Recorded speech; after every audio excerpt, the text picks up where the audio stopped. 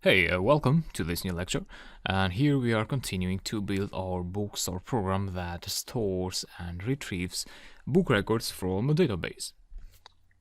So far, as you know, we have built the graphical user interface with Tkinter, so this is our script. So basically we have the front end of our program, and now, so this is our graphical user interface. And basically what we need to do now is to attach some functions to all these buttons. So let's say, for example, when we press the view all button, a function will be triggered that selects data from an SQLite database and then gets those data and put them on this list box here. So that means we need to create a database, an SQLite database with SQLite 3. We also need to create a table first. So we could do this in this script, but I prefer to actually create another script and then import that script in here. So import, let's call the new script backend. So we need to create a backend.py script. Alright, and I'd also want to change the name of this, of my front-end script, so that we keep the same pattern. So let's say front end.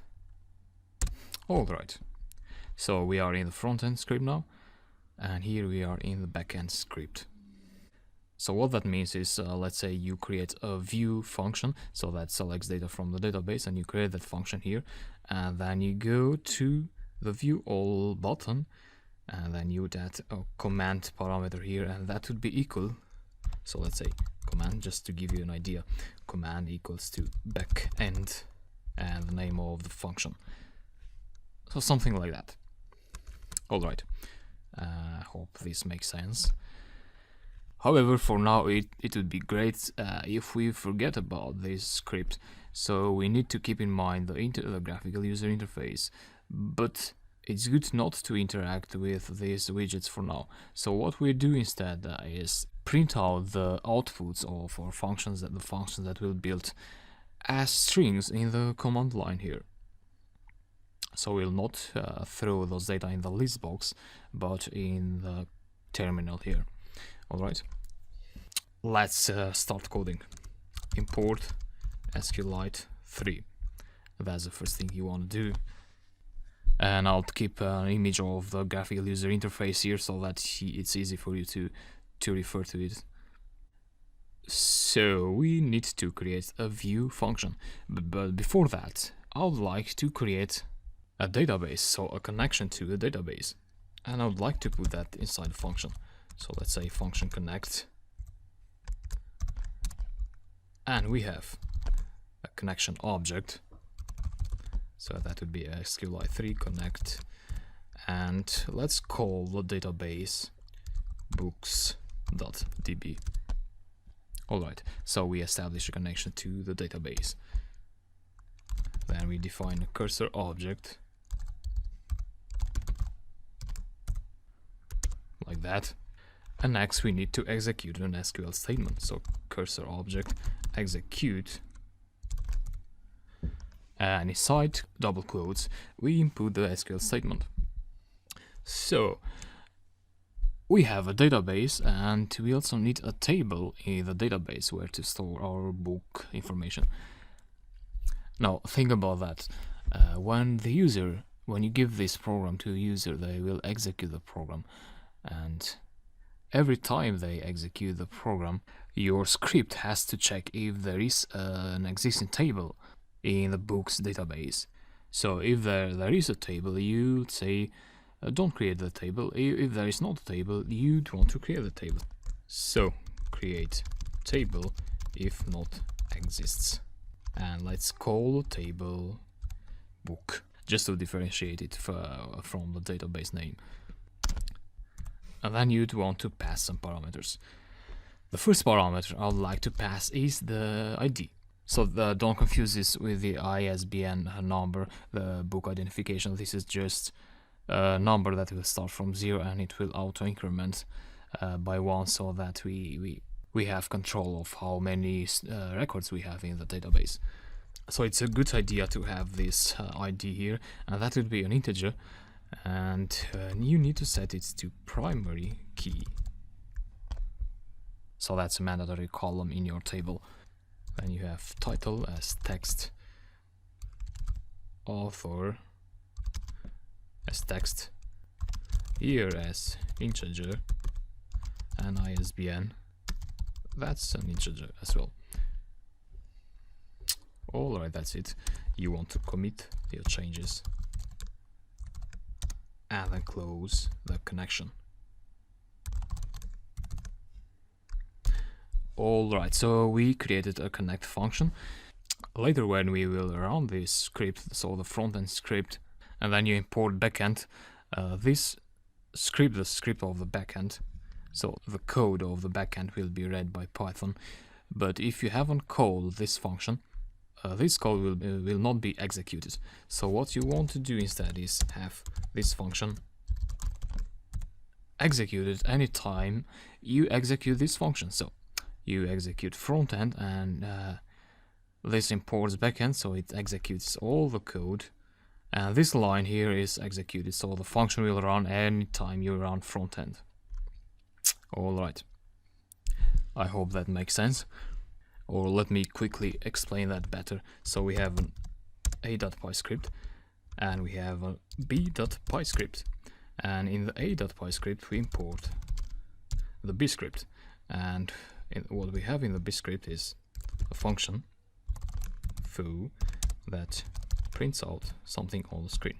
Hey, and save this and save this as well.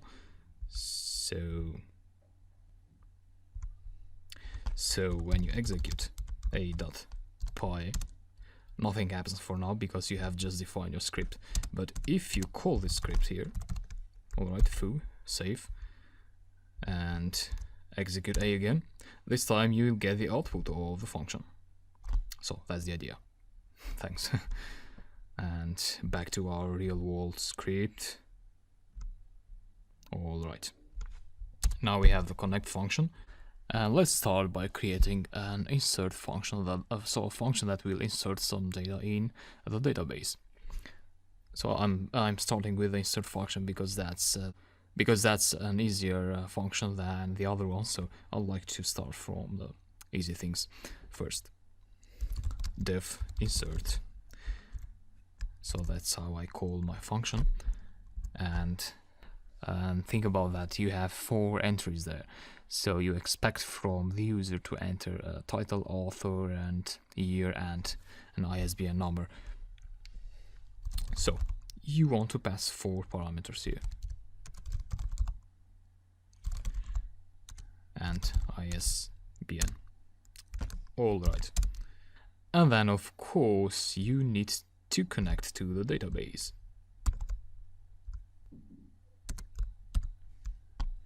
Because this function here, it will just connect to the database temporarily, and it will check that if there is a table, and it will close the connection. So you have a closed connection here. When you press the insert button, when you press the add entry button, you need to create a new connection to the database.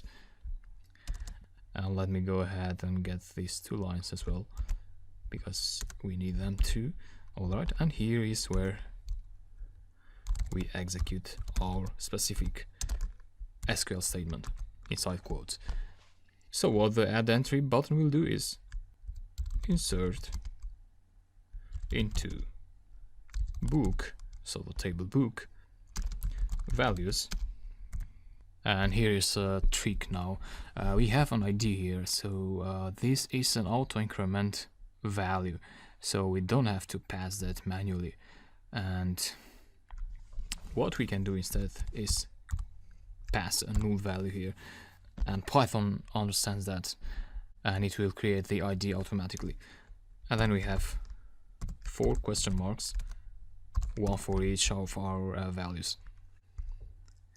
And then you need to pass your parameters as a second parameter of the execute function.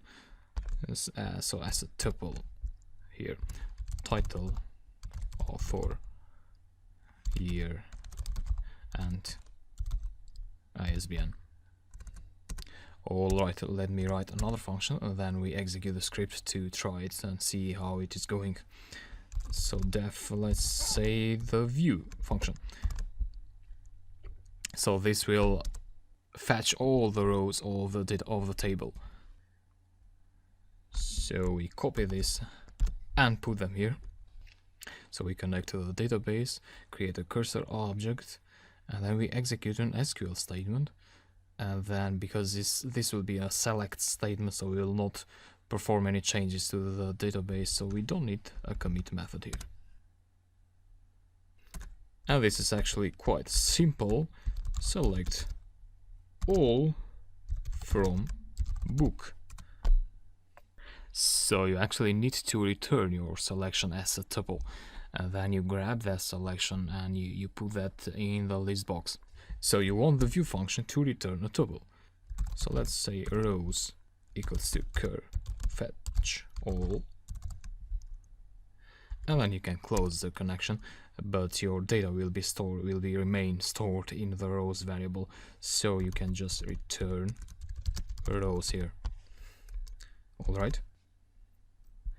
So let's try out the script now. And the way to try it out would be to use a print statement. So we would want to call insert, and then we would enter some data manually. So in the real program, this insert function will be executed somewhere in the add entry button. But for now we need to keep things simple and reach our objective step by step. So insert, let's pass some values here, title, let's say the C, and then author John, tablet, right, and year is an integer, so you just need to pass a number, and ISBN also is an integer, so no need to put them inside quotes. And then you would also want to print out the output of the view function. Great. So let's see how this goes. That would be the back end script. Great. So the record was inserted into the database and it was printed out from the view function. If you execute the script again, you'll get 2 records because the insert function was executed 2 times. Alright. Seems to be going well. So what else do we have? We have a search function. And we would implement an OR search. So what that means is that the user will enter a title or an author name or the year or the ISBN number. Or he may choose to enter all of them at the same time. But if, let's say, he enters the year only, he'll get all the rows corresponding to that year. So here we need to pass 4 parameters as well. SBN. Alright. And then we need these lines of code. So connects to the database, cursor object, and then execute. So let's stay here for a while. We want to select all from book where title is equal to something or author is equal to something or year equals to something or ISBN. And then the second parameter would be the tuple of the arguments, title for year ISBN. And then we need to fetch all the rows that will be returned from this query and store them in this rows variable, close the connection, and again return rows. Alright. One problem here though that we may encounter is that the user may want to pass, let's say, the author name only to the entries, so this function will get only the arguments for the author parameter. These other parameters will remain without a value, and then you'll get an error because your function is designed to have 4 parameters. In that case, you'd want to pass some empty strings as default values. Alright, and these 2. So now if the user passes an author name, let's say John Smith, this SQL statement will search for an empty title, or for the author name John Smith, or for an empty year and ISBN and so on, and it will return all the rows with John Smith as author name. Alright, so let's save this and try it out. So we have connect, insert, to print view. Let's say the earth, I'm inserting another record here, John Smith. Alright, and then let's say print search, and you want to pass some arguments. For example, author equals to John Smith. Alright, without a quote here, and let's see how this goes.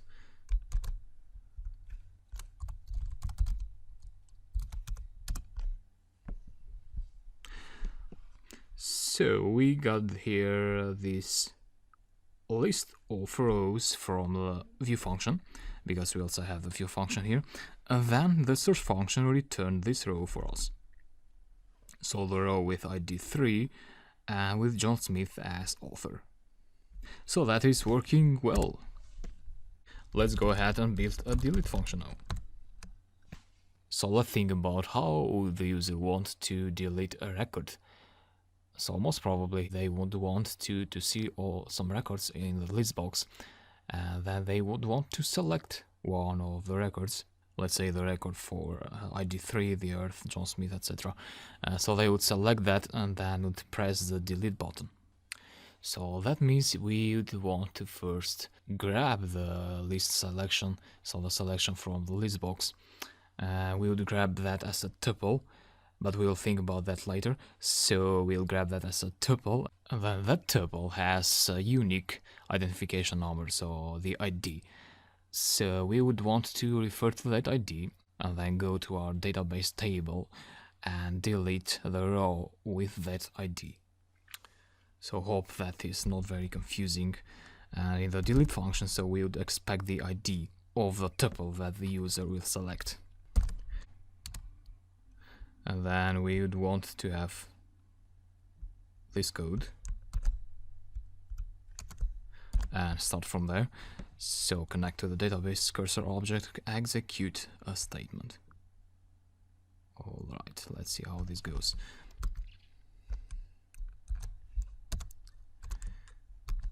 So we want to delete from book where ID is equal to something. Great. And then that something is the ID parameter, so the argument of this parameter here. And this is the column name, so don't confuse this with this column name function parameter. And don't forget the comma here. And yeah, that's basically it. Let's save this script now and let's execute it. We insert some data there, let's say the sun this time. And so we'd have the sea again, the earth, and the sun. So I'd like to delete the earth. And I would want to put them in here, delete. So earth has an ID of 3, so we'd want to pass 3 here. And then we would view all the current records once we have deleted them. Alright, so here are our records, and the earth has disappeared. So it's working great. Again, as I said, this ID will be extracted from the tuple, so the tuple will have the ID as a first item, and so basically we'll get from tuple get the item with index 0, and we'll pass that first item to this delete function. Great. The last function would be update. And again, how do you want to update records? So how the user wants to update a record? Well, again, they may expect to select a row from the list box, from the Tkinter list box, and the values of that row would display in the entry widgets. And then from there, the user may want to change one of those cells, of those entries, and press the update button. So again, we will get a selection from the list box, and then we would refer to the ID. So ID here as the first parameter, but we would also want to get the new values that the user would want from those entries. So let's say the user wanted to change the title from the sun to the moon, let's say, and you'd get that title. So the title will be in the entry box and pass it here. Same for author, year, and ISBN. Alright, and then you'd want to update your table, so update table where the ID is equal to this. Update table with this new values where ID is equal to this. First of all though, we need to get all these rows. Alright, so update book, and you say set, so the keyword set title equal to question mark, same year question mark, and ISBN equals to question mark. So update book and set these values where ID is equal to another question mark. So then we pass the tuple here. So ID, title, author, and ISBN. So it's looking good. We commit the changes and we close the connection. And let's see how this goes. So currently we have these rows in the table, the C again, the sun. Yeah, these 3 rows. And let's update the sun. So I'd want to comment this out first and also delete. So let's focus on the update function and update. So you would want to pass the ID of the row so that you want to update, and then you want to pass the values in the correct order. So what you want for the new title, let's say the moon. And then in the real interface, in the graphical user interface, if the user wants to change only the title, he'll leave the other values as they are, so these values will be replaced to the existing values. So John Smith and year 1918 and the ISBN number. But in this case we are just in a test mode, so we can pass these values. Smooth, alright, and a number. So let's see how this goes now. And it seems it didn't work. The sun is still there. So let's see what we got here. Update title, author, year, ISBN, where ID is. So the ID should be at the end of the tuple here.